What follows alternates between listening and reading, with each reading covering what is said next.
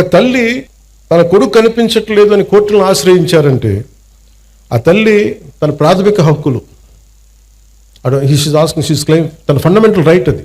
బిడ్డ చనిపోయారో లేదో తెలియదు, మనకి డిసపియరెన్స్ అంటే కనిపించట్లేదు, ఆవిడ ప్రాథమిక హక్కు అది.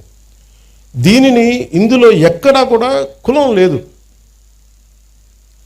క్రిమినల్ని చట్టం ఎలా చూస్తుంటే రాజ్యాంగం కానీ it has got nothing to do with your caste or your religion or your region. Crime జరిగిందా, ఎవరికి చేశారు, ఇంతకు మించి దాంట్లో కులం అనే ప్రస్తావన ఎక్కడ ఉండదు.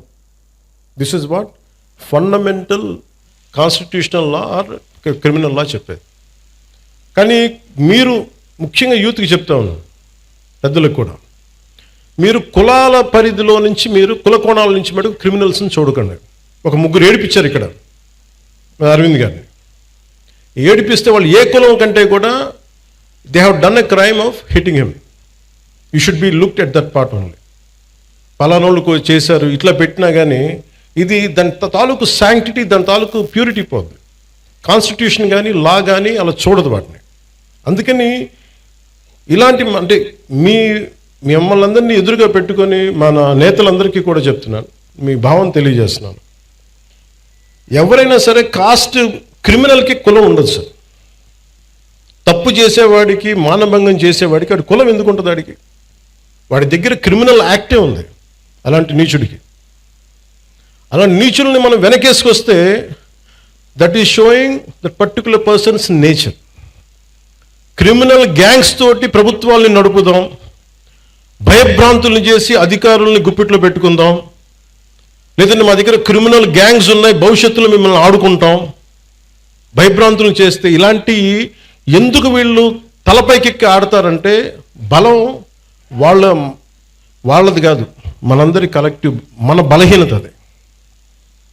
నేను ఈరోజు ఎందుకు వచ్చానంటే ఇది ఒక 3 months బ్యాక్ చెప్పాను ఎస్పీ గారికి, ఐ వాంట్ ఇంటరాక్ట్, ఒక సివిల్ మన సిటిజన్స్ మీటింగ్ పెట్టండి, నేను వస్తాను ఇక్కడ కూర్చోబెట్టి, because I want empower citizens.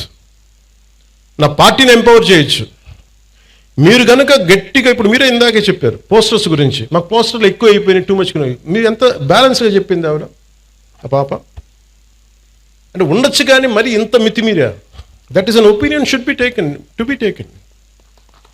అది ఏమవుద్ది ఇలా ఇంటరాక్షన్ వల్ల?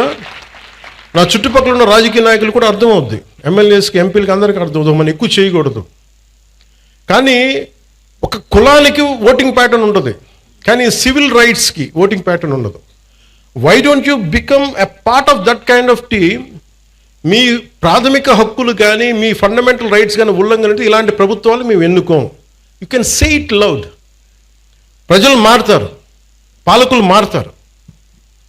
అలాగే మీరు కులాలని తీసుకొచ్చే క్రిమినల్స్కి కులాలను అంటగట్టి పలానా కులం అయితే మేము ఇంకోలా చూస్తాం, ఎక్కడా కూడా ఇది లేదు, రాజ్యాంగంలో ఎక్కడ రాయలేదు.